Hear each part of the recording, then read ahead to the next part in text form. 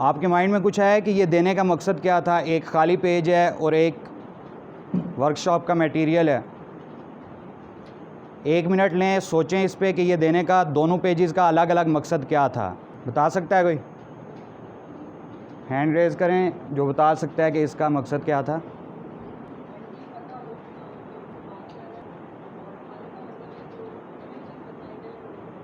Exactly. Material page کا مقصد یہ ہے کہ آپ کو ورک شاپ کا ایجنڈا پتہ ہو، ٹرینر کے بارے میں پتہ ہو، کون ہے، کتنا نالج ہے، کیا بتانے جا رہے ہیں، آج ہم کیا سیکھیں گے، اور اس ورک شاپ کے آبجیکٹیوز کیا ہیں، اور ان آبجیکٹیوز کو مد نظر رکھتے ہوئے آپ کی لرننگ آؤٹ کمز کیا ہوں گے. کہ آج ہم 1 گھنٹے کی ہے، 1.5 گھنٹے کی ہے، جتنی ہمارے ورک شاپ چلتی ہے، اس کے بعد آپ کے پاس لرننگ آؤٹ کمز کیا ہوں گے اس ورک شاپ کے. ایک اس میٹیریل پیج کا مقصد یہ ہے. اور ایمٹی پیج کا مقصد یہ ہے کہ جو میں آپ کو کی پوائنٹس بتاتا جاؤں وہ آپ نوٹ کرتے جائیں، کیونکہ انسانی ذہن جو ہے یہ وقتی طور پہ کیپچر کر لیتا ہے سن کے، دیکھ کے، لیکن اگر اسے قید نہ کیا جائے کتابت میں تو وہ بھول جاتا ہے. عربی کا مقولہ ہے العلم صید والکتابۃ قید، کہ علم شکار ہے اور لکھ لینا اس کی قید ہے. اگر آپ علم کو لکھ لیں گے تو اس کو آپ ایک شکار کے طور پر قید کر لیں گے اور وہ آپ کے پاس ہمیشہ کے لیے محفوظ رہے گا. جب تک یہ پیج آپ کے پاس رہے گا تب تک اس کی پکچر آپ کے مائنڈ کے کسی نہا خانے میں موجود رہے گی. شجاعت صاحب، یہ ایک انویلپ ڈسٹریبیوٹ کرنا ہے، ایک پاس رکھیں، باقی آگے دے دیں.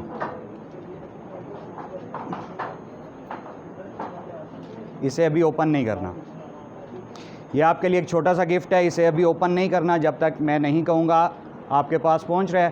اس کو ابھی اوپن نہیں کرنا انویلپ کو جب تک میں نہیں کہوں گا. امید ہے کہ بچوں کی طرح نہیں کہنا پڑے گا. سب ٹیچرز بیٹھے ہوئے ہیں. کیا ہے اس میں؟ 10 روپیز ہیں سب کے پاس. اچھا،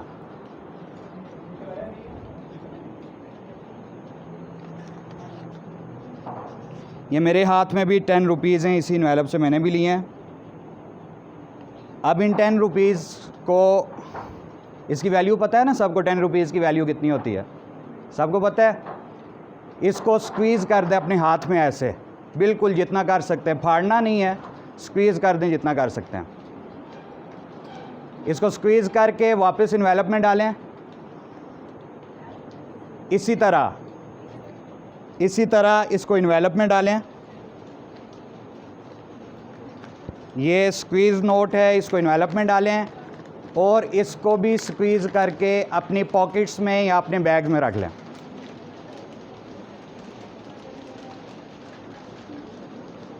جلدی سے اس کو سکویز کر کے اپنے پاکٹ میں یا اپنے بیگز میں رکھ لیں.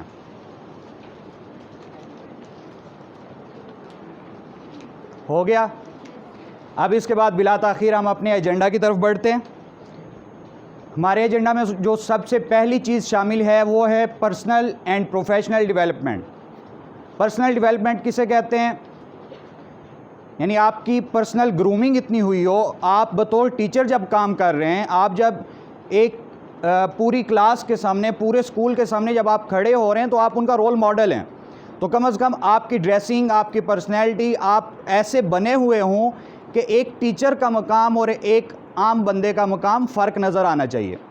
اس سے پہلے میرا آپ سے ایک سوال ہے، پاکستان میں ٹیچرز کا احترام کیوں ناپید ہے؟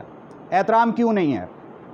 کوئی یہ کہہ سکتا ہے کہ نہیں جی بڑا احترام ہے، وہ کوئی 1000 میں سے 1-2 کیسز ہوتے ہیں جہاں احترام ہوتا ہے، وہ ان کی پرسنل خصوصیات ہوتی ہیں، ان کی ذاتی خصوصیات ہوتی ہیں، اس کی بنا پر کسی ٹیچر کا احترام ہے تو وہ ہے. میں اس عہدے کی بات کر رہا ہوں، اس ڈیزگنیشن کی بات کر رہا ہوں کہ اوورآل ٹیچرز کا احترام اور ٹیچرز کا مقام و مرتبہ پاکستان میں کیوں نہیں ہے؟ کبھی سوچا ہے اس پہ؟ حالانکہ اگر ہم قرآن و حدیث کے تناظر میں دیکھیں یا ہم جتنے ایجوکیشنسٹ ہیں یا فلاسفرز ہیں ان کی تعلیمات کے تناظر میں دیکھیں تو ہمیں یہ پتہ چلتا ہے کہ معاشرے کا سب سے بڑا ستون کون ہے؟ ایک ٹیچر ہے. کیوں؟ کیونکہ اسے ہم معمار قوم کہتے ہیں. معمار کا مطلب کیا ہوتا ہے؟ بنانے والا، قوم بنانے والا. تو جو قوم بنانے والا ہے اس کا احترام پاکستان میں کیوں ناپید ہے؟ آپ سب ٹیچرز ہیں، میں بھی ٹیچر ہوں. کبھی اس پہ سوچے آپ نے, کبھی بیٹھ کے ڈسکس کیا ہو, کبھی ایک دوسرے سے پوچھا ہو کہ اس کی کیا وجوہات ہیں, کبھی اپنی ڈائری میں لکھا ہو, کبھی کوئی آپ نے اپنا گول, کوئی مشن سیٹ کیا ہو کہ میں نے ان وجوہات کو ختم کرنے کے لیے کام کرنا ہے؟ اینی ون, کوئی ایک مجھے بتائیں کیا وجہ کیا ہے, آپ نے سبب بتانا ہے. سر یہ ہماری اپنی کمیاں ہیں, ہماری ذات میں کوئی کمی رہ جاتی ہے جس کی وجہ سے جو ہے ہمیں پھر آگے اس کا اچھا رزلٹ نہیں مل پاتا. ٹھیک ہے, تھینک یو. بیٹھیں. کہیں نہ کہیں کوئی کمی ضرور ہوتی ہے. بالکل ٹھیک ہے, بیٹھ کے جواب دینا. سب سے پہلے اس کے ذمہ دار پیرنٹس ہیں. اگر وہ بچے کے سامنے اس کے ٹیچر کے بارے میں اس طرح نیگیٹو بات کریں گے, جیسے جو کسی بچے کو پنشمنٹ مل رہی ہے, تو ہم عموماً پیرنٹس کہتے ہیں کہ تم فکر نہ کرو, ہم کل اسکول جائیں گے اور تمہاری ٹیچر کو ڈانٹ پڑوائیں گے. سب سے پہلی چیز نیگیٹو جو ہے نا وہ ٹیچر کے کردار پہ اس چیز کا پڑتا ہے. جب پیرنٹس بچے کے ذہن میں یہ چیز ڈال دیتے ہیں تب جو ہے نا وہ اس کی رسپیکٹ نہیں ہوتی. ٹھیک ہے, ایک ہمارے پاس وجہ یہ آئی ہے کہ اپنی ذاتی کمیاں ہوتی ہیں, ایک ہے کہ پیرنٹس کا اس میں کردار ہے.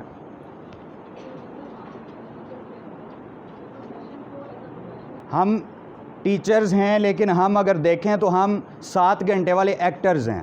ہم صبح 8 سے 1 بجے تک, 2 بجے تک, 3 بجے تک ٹیچر کی ایکٹنگ کرتے ہیں. یہی آپ کہنا چاہ رہے ہیں؟ ٹیچرز کی ایکٹنگ کرتے ہیں, اس کے بعد ہم گھر میں چلے جاتے ہیں, پھر ہمارا تعلیم سے, تدریس سے کوئی لینا دینا باقی نہیں رہتا. لیکن میں آپ کو بتاؤں کہ یہ جو ٹیچنگ کا پروفیشن ہے یہ دنیا کا واحد پروفیشن ہے جو 24 گھنٹے مانگتا ہے. اور یہ اس کا 24 گھنٹے کا مطلب یہ نہیں آپ نے 24 گھنٹے اسکول میں رہنا ہے, کالج میں رہنا ہے, یونیورسٹی میں رہنا ہے, آفس میں رہنا ہے, نہیں. اس کا مطلب یہ ہے کہ آپ نے 24 گھنٹے اپنے اوپر وہ چیز طاری رکھنی ہے کہ میں اب یہ کام کرنے جا رہا ہوں تو اس کا میری پرسنالٹی پہ کیا اثر ہوگا, میرے بیہیویئر پہ کیا اثر ہوگا, اور جب میں کل یہ کام کر کے اپنے بچوں کا, اپنے اسٹوڈنٹس کا سامنا کروں گا تو ان کی تربیت پہ کیا اثر ہوگا. اگر یہ چیز نہیں ہے تو وہ ایک حقیقی استاد نہیں ہے. ایسے ہی ہے. اور کوئی وجہ؟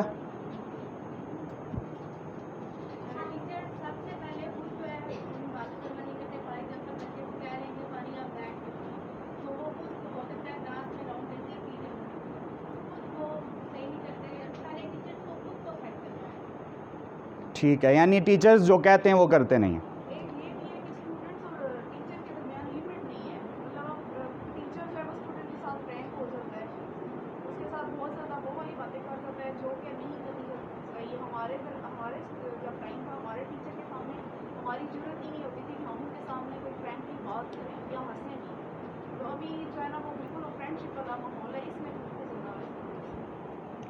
اچھا پوائنٹ ہے.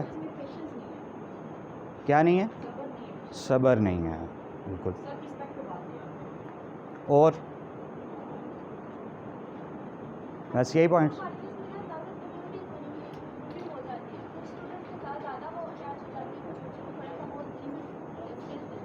ٹھیک ہے.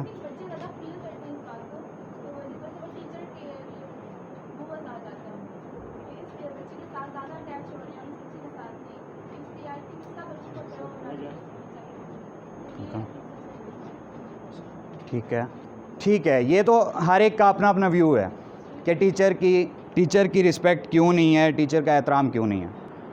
اور کوئی ہے یا میں شروع کروں؟ ٹھیک ہے.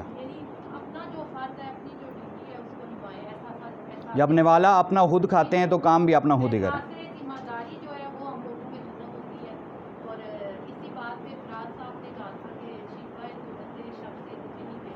اپنے حصے کی کوئی شمع جلاتے جاتے.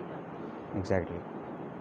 میں آپ کو ایک سچا واقعہ سناتا ہوں. میں پرسوں راولپنڈی گیا ہوا تھا, میں نے کچھ الیکٹرانکس کی پرچیزنگ کرنی تھی, لیپ ٹاپ, پرنٹرز وغیرہ.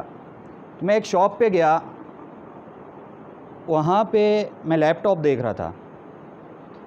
وہاں ایک میری عمر کا ایک ینگ لڑکا آیا, یا شاید مجھ سے تھوڑا چھوٹا ہوگا, یعنی 22-23 سال اس ایج کا ہوگا. وہ لڑکا آیا تو اس نے آ کے اس شاپ کیپر سے کہا کہ سر جو آپ سے لیپ ٹاپ میں لے کے گیا تھا وہ لیپ ٹاپ ٹھیک نہیں ہے, وہ آئے گا, وہ چینج کر کے دوسرا دینا ہے. یہ بات کر کے وہ بیٹھ گیا. پونا گھنٹہ یا 1 گھنٹہ وہ وہاں بیٹھا رہا. میں ڈیفرنٹ لیپ ٹاپ چیک کر رہا تھا, میں بھی ادھر ہی تھا. وہ لڑکا وہاں بیٹھا رہا. اس شاپ کیپر نے پوچھا کہ جس بچے کو آپ نے لیپ ٹاپ لے کے دیا تھا وہ آپ کا کیا لگتا ہے, چھوٹا بھائی ہے؟ اس نے کہا نہیں جی وہ میرا اسٹوڈنٹ ہے, میں اس کو ہوم ٹیوشن دیتا ہوں. اچھا جی آپ کی کوالیفیکیشن کیا ہے؟ جی میں BS IT کیا ہے اور میں اس بچے کے گھر جا کے اس کو پڑھاتا ہوں. تو IT کرنے کی وجہ سے لیپ ٹاپ میں نے پرچیز کر کے دیا تھا. یہ بات ہوئی, پھر وہ خاموش ہو کے بیٹھ گئے. تقریباً مزید پونا گھنٹہ یا 1 گھنٹہ گزرا, یعنی پونے 2 گھنٹے کے بعد ایک لیڈی آئیں اور ان کے ساتھ ایک چھوٹا سا بچہ 5-6 سال کا تھا, وہ آیا. اب وہ ٹیچر وہاں 2 گھنٹے پہلے ویٹ کر رہا ہے. وہ فیملی پہنچتی ہے, اس فیملی کو بھی پتہ ہے ٹیچر وہاں پہنچ چکا ہے, لیکن 2 گھنٹے بعد وہ فیملی پہنچتی ہے. اور اس کے بعد تقریباً 1 گھنٹہ میں خود وہاں پہ موجود رہا. 1 گھنٹے تک ان کا ابھی تک کوئی ڈیسائیڈ نہیں ہوا تھا, اور رات کے تقریباً 9:15 بج چکے تھے. یہ ڈیسائیڈ نہیں ہوا تھا کون سا لیپ ٹاپ لینا ہے. ٹیچر بھی ادھر ہی کھڑا تھا, وہ فیملی بھی ادھر ہی کھڑی تھی. تو آپ کیا سمجھتے ہیں, کیا ایک ٹیچر کو یہ کرنا چاہیے؟ بینگ اے ٹیچر آپ کی سیلف رسپیکٹ ہے, سیلف اسٹیم ہے. آپ کیا سمجھتے ہیں, آپ کو کوئی آپ کہیں پڑھاتے ہوں تو آپ کو وہ گھر والے کہیں جی آئیں ہم نے یہ سامان خریدنا ہے, آپ ساتھ جائیں گے؟ وہ ٹیچر اگر ادھر آیا ہے, اس نے وہ کیا ہے سب کچھ, تو وہ اس نے وہاں کیوں کیا ہے؟ اس کا سبب کیا ہو سکتا ہے؟ اونچا بولیں. اسٹوڈنٹ کے لیے. اور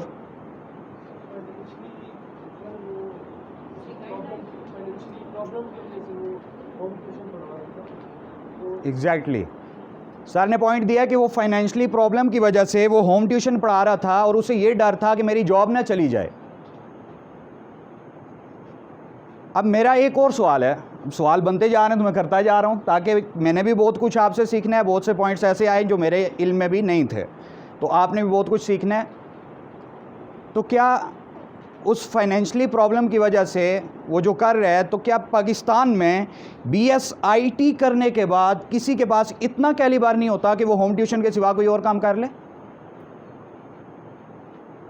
کیا پاکستان کی یونیورسٹیز میں, پاکستان کی کالجز میں اتنا بھی نہیں سکھایا جا رہا کہ ایک لڑکا BSIT کر کے نکل رہا ہے, وہ کچھ بھی نہ کرے, اپنا سافٹ ویئر ہاؤس کھول کے بیٹھ جائے, ایک لیپ ٹاپ لے لے, ایک اچھا انٹرنیٹ کنیکشن لے لے, وہ ویب سائٹ ڈیولپ کرے, مہینے میں ایک ویب سائٹ بھی ڈیولپ کرے, تو اس کو کہیں اور جاب کرنے کی ضرورت ہی نہیں ہے.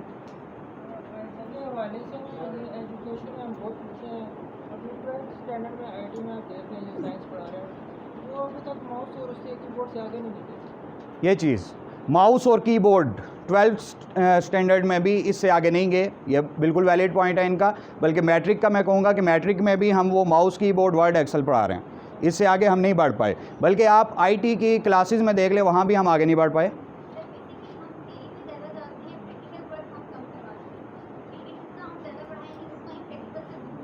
بالکل آپ نے بیلنس کہا ہے, میں بیلنس بھی نہیں مانتا. میں کہتا ہوں تھیوریٹیکل 25% ہونا چاہیے اور پریکٹیکل 75% ہونا چاہیے.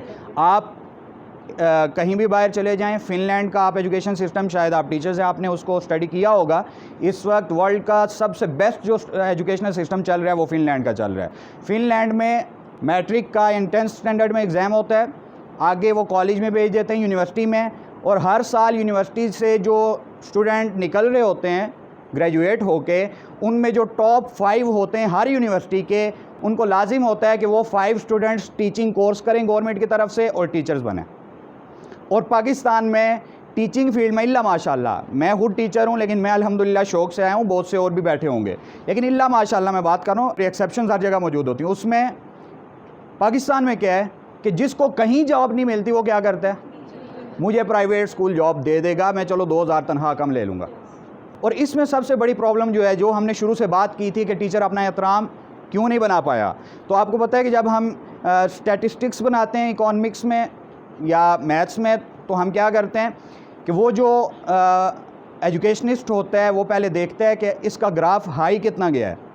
لو کی بات تو تب ہوگی نا جب ہائی گیا ہوگا. تو پاکستان میں جب سے پاکستان بنا ہے, پاکستان میں ٹیچر کا گراف کبھی بھی ہائی نہیں گیا. ٹیچر خود کو ہائی لے جا ہی نہیں سکا. کس وجہ سے؟ کہ ٹیچر صرف ایک ٹیچر رہا ہے, وہ استاد کہ وہ ہم ورک شاپ والے کو بھی استاد کہتے ہیں, وہ باربر کو بھی استاد کہتے ہیں, وہ فلانے کو بھی استاد کہتے ہیں. اس استاد میں اور اس استاد میں ہم نے کوئی فرق نہیں چھوڑا, اور ٹیچر اپنا وہ کیلیبر نہیں بنا پایا. آپ اس وجہ سے میں نے سوال کیا تھا کہ پرسنل ڈیولپمنٹ میں, اب دیکھیں آپ پرسنل ڈیولپمنٹ میں سب سے پہلی جو ٹیچر کے لیے ایک چیز ہے, سب سے پہلی آپ کی اپیرنس, آپ کی پرسنالٹی. ایک واقعہ ہے, ایک جگہ 2 سبزی والوں کی دکان تھی, سچا واقعہ. ایک سبزی والے کی سبزی بہت زیادہ بکتی تھی, شام کو بالکل اس کی دکان خالی ہو جاتی تھی. دوسرا تھا اس کی سبزی نہیں بکتی تھی, حالانکہ دونوں سبزی ایک ہی منڈی سے لاتے تھے, ایک ہی جگہ بیٹھے ہوئے تھے, اکٹھے تھے. ایک پہ رش رہتا تھا, رش کے باوجود لوگ ادھر سے ہی لیتے تھے. تو اس میں جب دیکھا گیا کہ یہ کیوں ایسا ہے تو 3 پوائنٹس ملے. سب سے پہلا کہ جس کی سبزی بکتی تھی وہ شخص جب صبح آتا تھا گھر سے, وہ نہا دھو کے, کنگھی کر کے, اچھے کپڑے صاف پہن کے پھر آ کے بیٹھتا تھا, پتہ چل رہا ہوتا تھا بندہ تیار ہو کے آیا. اب پروڈکٹ اس کے پاس کیا ہے؟ سبزی. اس کے بعد دوسری چیز کہ وہ شخص جیسے ہی کوئی آتا تھا وہ کہتا تھا السلام علیکم, کیسے ہیں آپ, ٹھیک ہیں, اور سنائیں کیا حال چال ہے, باقی گھر میں سب ٹھیک ہیں. یہ اس کا بیہیویئر تھا, حسن اخلاق. تیسری چیز اس کی کہ وہ پوچھتا تھا کل جو مٹر لے کے گئے ہیں وہ مزے کے پکے تھے کہ نہیں, گل گئے تھے کہ نہیں, آلو جو لے کے گئے تھے میٹھے تو نہیں تھے, کریلے لے کے گئے تھے ان کو اچھی طرح پکا لیا تھا. پبلک ریلیشنز, سمجھ رہے ہیں آپ؟ یہ 3 کوالٹیز ہیں. پروڈکٹ اس کے پاس کیا ہے؟ سبزی. دوسرے میں یہ 3 کوالٹیز نہیں ہیں. اس کے پاس کوئی آتا ہے تو وہ بس وہ بال اجڑے ہوئے ہیں, گندے کپڑے پہنے ہوئے ہیں, بیٹھا ہوا ہے. کوئی آئے گا کہے گا بھائی اس کا کیسے ریٹ, وہ بھاؤ کرے گا تو وہ کہے گا یار لینا ہے لو, نہیں تو نکلو. تو ہو سکتا ہے وہ دوسرا 10 روپے سستی بھی دے دے. اور تیسرا اس نے کبھی کسی سے سیدھے منہ بات ہی نہیں کی, کوئی ریلیشن ہی نہیں بنایا. اب اس کے پاس پروڈکٹ سبزی ہے اور وہ ان 3 کوالٹیز کا خیال رکھ رہا ہے اور وہ اتنا ہائی بزنس کر رہا ہے. اور ہمارے پاس پروڈکٹ کیا ہے؟ علم کی پروڈکٹ ہے ہمارے پاس, جس کو اللہ رب العزت نے دنیا کی سب سے بڑی دولت قرار دی ہے, حکمت اور علم کو. لیکن ہم اس پروڈکٹ کو دینے میں بھی ناکام ہو رہے ہیں. حالانکہ اسٹوڈنٹ ہمیں فی بھی دے رہا ہے لیکن ہم پھر بھی اس کو وہ پروڈکٹ دینے میں ناکام ہو رہے ہیں. کس وجہ سے؟ ان 3 خوبیوں کی وجہ سے. ان تینوں کو نوٹ کر لیں اپنے پاس, جو پیج آپ کو دی ہے. سب سے پہلے اپنی اپیرنس, اپنی پرسنالٹی پہ ایک بات یاد رکھیں. جب میں نے کہا کہ یہ 24 آورز کا پروفیشن ہے, پروفیشن سے بڑھ کے یہ پیشن بن جاتا ہے. جب تک پیشن نہ ہو یہ پروفیشن رہے گا تو وہ بس کمائی کا ذریعہ رہے گا. اس میں پیشن, جب تک آپ پیشنیٹ نہیں ہوں گے آپ اچھے ٹیچر نہیں بن سکتے. ٹیچر جو ہوتا ہے یہ کبھی کیجویلٹیز میں نہیں پڑھتا. میں الحمدللہ 4 سال سے مختلف سکولز میں, کالجز میں پڑھا رہا ہوں. ایک دن بھی میری زندگی میں ایسا نہیں آیا کہ جس دن میں جینز پہن کے کالج یونیورسٹی گیا ہوں پڑھانے کے لیے. کوئی ایسا دن نہیں آیا جس دن میں نے قمیض شلوار پہنا ہو اور اوپر میں نے ویسٹ کوٹ نہ پہنا ہو. کوئی ایسا دن نہیں آیا جس دن میں کھلا جوتا پہن کے چلا گیا ہوں. یہ ڈریس جو آپ دیکھ رہے ہیں میرا, یہ صرف اس ورک شاپ کے لیے نہیں ہے. میں اپنی ٹیچنگ میں بھی پڑھانے کے لیے جب جاتا ہوں, چاہے آدھے گھنٹے کا لیکچر ہو, آدھے گھنٹے کے لیے جاؤں, میں اسی ڈریس میں, اسی طرح کے گیٹ اپ میں جاتا ہوں. یہ چیز بتانے کا مقصد یہ ہے کہ ٹیچر رول ماڈل ہے اور بچہ وہ کرتا ہے جو دیکھتا ہے. آپ خود تیار ہو کے نہ جائیں, بچے کو کہیں یونیفارم صاف پہن کے آؤ, ناخن کاٹ کے آؤ, بال اچھے بنے ہوں, یہ وہ سب کچھ, تو وہ مانے گا؟ کبھی نہیں مانے گا. بچہ وہ کرتا ہے جو دیکھتا ہے. یا بچے کے ذہن میں جو چیز بچپن میں ڈال دی جاتی ہے بچہ وہ کرتا ہے. ایک دوست ہے میرے ادھر گجر خان کے, وہ کہتے میں ایک دن گھر میں بیٹھا ہوا تھا تو میرا بھتیجا چھوٹا سا, کوئی 3 سال 3.5 سال کا تھا, اس نے اپنی ماں کی سونے کی انگوٹھی اٹھا لی, انہوں نے اتار کے رکھی, وہ اٹھا کے ادھر ادھر سین میں گھومنے لگ گیا. اب ہوا کیا, سین میں کنواں تھا, وہ تھوڑا سا سائڈ سے کھلا ہوا تھا, وہ کنویں کے پاس جا کے کھڑا ہو گیا, اسی سوراخ کے پاس. ایک بار جا کے کھڑا ہوا, واپس آ گیا بچہ, سونے کی انگوٹھی اس کے ہاتھ میں. دوسری بار جا کے کھڑا ہوا, واپس آ گیا. تیسری بار جا کے کھڑا ہوا, واپس آ گیا. وہ گھومتے گھومتے جب 4تھی 5ویں بار جا کے کھڑا ہوا, ماں کی نظر پڑ گئی یہ کنویں کے پاس کھڑا ہے, انگوٹھی نہ گرا دے. ماں نے کہا نہیں بیٹا اس میں نہیں گرانی, اس نے اسی وقت گرا دی. کیونکہ اب اس کے مائنڈ میں وہ چیز آ گئی تھی کہ یار یہاں گر بھی سکتی ہے, یہ انگوٹھی یہاں جا بھی سکتی ہے. اس لیے کبھی کسی کو یہ نہیں کہنا چاہیے یہ نہیں کرنا, اسے یہ کہیں یہ کرنا ہے. پازیٹیوٹی کی طرف لائیں. پاکستان میں ایک ریسرچ کے مطابق بچہ جب 3 سال کا ہوتا ہے تو کم از کم 30,000 مرتبہ وہ نو کا لفظ سن چکا ہوتا ہے. اور یہاں سے بچے کی جو ذہانت ہوتی ہے اس کا جنازہ نکل جاتا ہے. 3 سال کا بچہ 30,000 بار یہ سن چکا ہو, نہیں, نالائق ہو, نہیں کر سکتے, نو نہیں کرنا, فارغ ہو, کچھ بھی نہیں, نہیں اسے ہاتھ نہیں لگانا, اسے چھیڑنا نہیں ہے, یہ کام نہیں کرنا. تو اب وہ بچے کے خود سوچیں کیا وہ آگے کوئی سٹیپ فارورڈ لے گا, کیا وہ کوئی انیشیٹو لے گا اپنی پوری لائف میں؟ اس کے مائنڈ میں وہی آوازیں گونج رہی ہوں گی, نہیں نہیں نہیں کرنا, نہیں کر سکتے, یہ نہیں کرنا چاہیے, ایسا نہیں کرتے, نو. بس وہاں پہ وہ ختم. اور اسی وجہ سے وہ بچہ ادھر ہی رک جاتا ہے, اس سے آگے نہیں بڑھ پاتا.